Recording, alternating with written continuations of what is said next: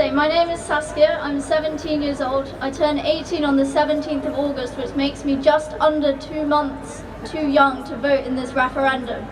And to someone like me, who is interested in politics, as a lot of people of my generation are, almost nothing, this referendum has shown nothing but how divided this country is. It's young against old. The middle class seems completely disconnected from the working class. The Labour Party needs to go back to its roots.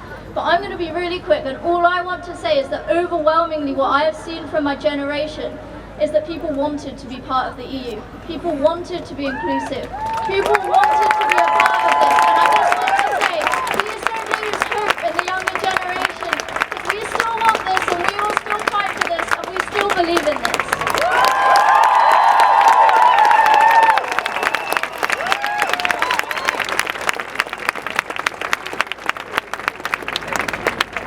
We just wanted to reinforce what was said. We did a mock referendum at school, and the results were...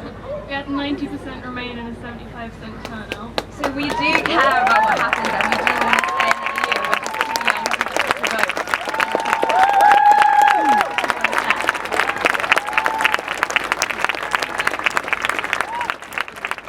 I'm in year 12 at Redcliffe Sixth Form, and we did a mock referendum before the vote, and we had a 75% turnout, and we ended up voting 90% to stay. So it just shows that young people, we do want to stay in the EU, and we don't want to leave. We're just not old enough to tell people that. I think we're at a very liminal time. So as they said, the referendum isn't legally binding, but of course it is something that people have to take notice of. But I'm really hoping that we just find some sort of a loophole, or that we manage to have a second vote that will really kind of bring back home the fact that we actually do not want to leave the EU. I feel like one of the worst things that's come out of this whole situation is the racism feeling justified by the 52%. And of course not everyone who voted leave is racist, but now that they feel justified, it's obviously not going to do any good things for our country. It sets a bad precedent for other countries that are looking to leave as well. Like a lot of the right-wing people, like Marine Le Pen in France, like it just gives them an excuse. They say Britain has done it, why can't we? And it's going to lead to the breakup of the EU if we're not careful, if we don't stand together. I mean, it's not even taking into account things like EU regulations on, food, on production values. If we're no longer part of the EU, if we're not taking note of things like pollution, if we're not looking at our pollution levels under the EU regulations, then that's going to spiral out of control. And we really need to keep an eye on the environment as well. And if, not even just Britain, or if more countries break away and they're not taking any notice of that, then I think it's going to have a really horrible impact on the world. I also worry about the sort of image of the UK that is made, because we've all seen the videos of like the man on the bus in Manchester with shouting racist slurs and all that, and there has definitely been a rise in that kind of thing since the referendum. And I think one thing that people that voted leave need to essentially take responsibility and realise that their actions, whether they're racist or not, has enabled these people. And I worry that really impacts the world view of what the UK is like, because that of course is not what most British people are like. So I worry about that as well.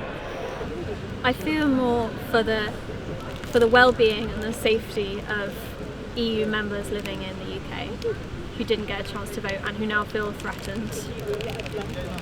I'm British. I'm from Portugal. So in my point of view, I've been living here for 6 years, so obviously it's a bit worrying what's happening, especially because I'm self-employed and I spent this whole time building my network of contact and work. And obviously friends, and now we're in the process of buying a house, so now we're a little bit worried about how that's going to change, and do we actually want to stay here if, there's been a lot of racism, even like with friends of mine who've been going through things that they've never had to face before. So yeah, it's a little bit scary, and I think EU citizens should have had a vote, and Brits living abroad as well. And I hope things aren't as bad as we think they're going to be, because I hope Britain can move forward just still being integrated in Europe in some way, although I don't think we can expect it to be the same if we voted to leave. So I think that's what people need to understand.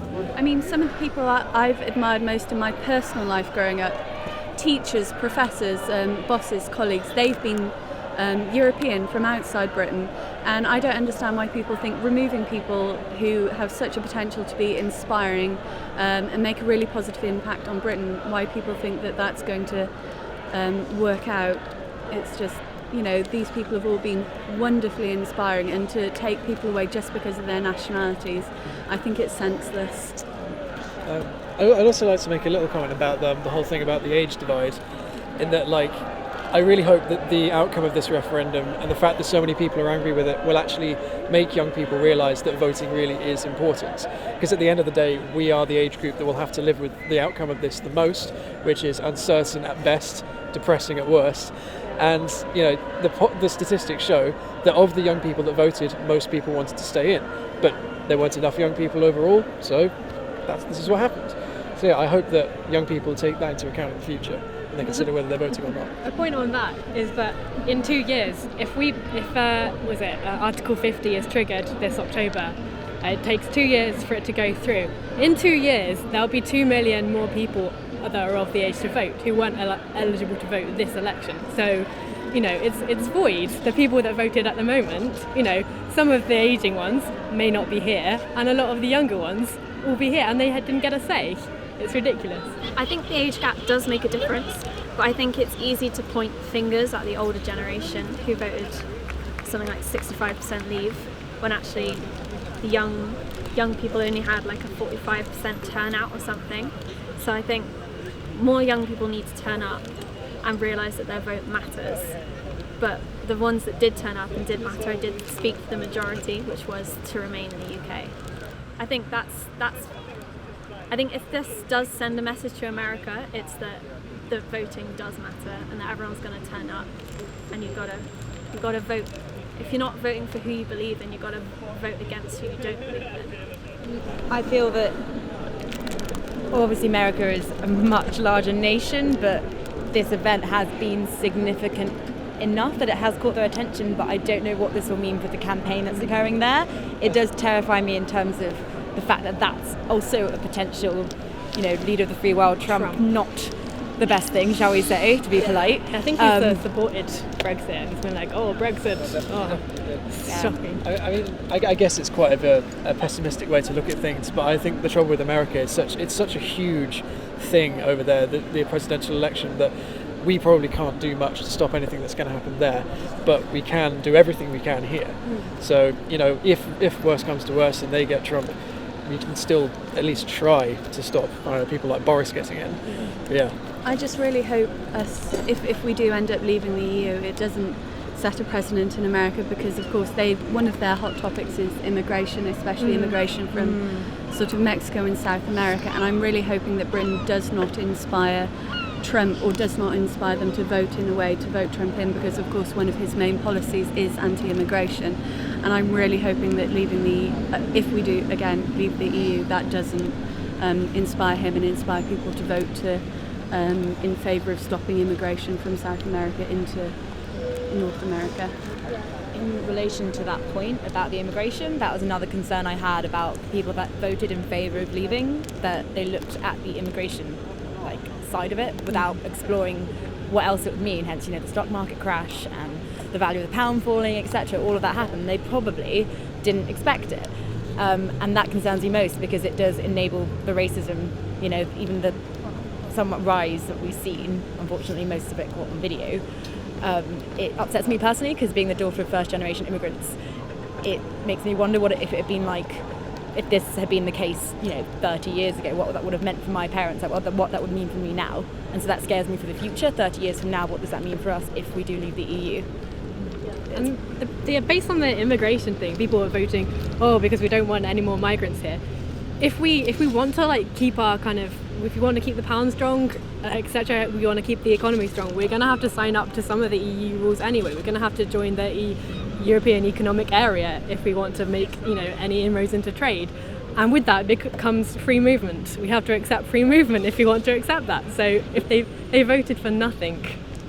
this was pretty much my first protest, and like I'm one of those people that's quite political on Facebook, but doesn't engage much with it like in everyday conversations. And I think doing things like this does incite like inspiration and excitement, passion in people to go out and talk about it offline and like with each other as well as at protests. I saw a lot of inspiring people today that made me feel a lot better about what's going on. So it's comforting, but also inspiring. I think it does make a difference.